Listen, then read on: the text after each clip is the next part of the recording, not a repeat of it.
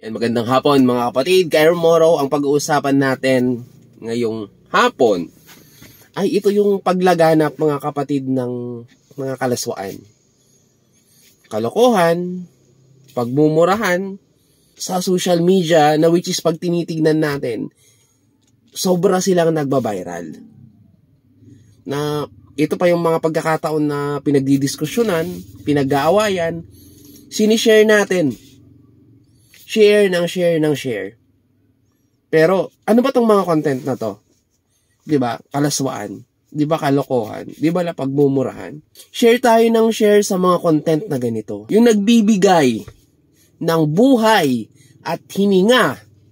Yung nagbigay ng kanyang bugtong na anak para iligtas yung ating kasalanan.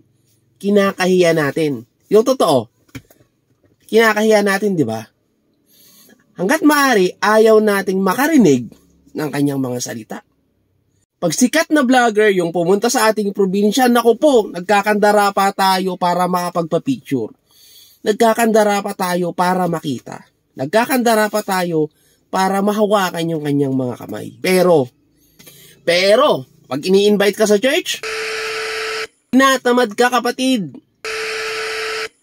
Nananakit ang katawan mo. Pupuntahan mo lang naman yung taong nagbigay sa'yo ng buhay. Pupuntahan mo lang naman na nagbigay sa'yo ng hininga. Pupuntahan mo lang naman yung na nagligtas ng buhay mo. Pero deadma ka. Deadma tayo. Nakakahiya, di ba? Huwag nating kalimutan mga kapatid.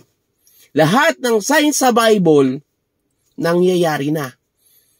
Yung gulo sa Middle East, gulo sa Europa, at most likely, susunod ang Asia. Kaya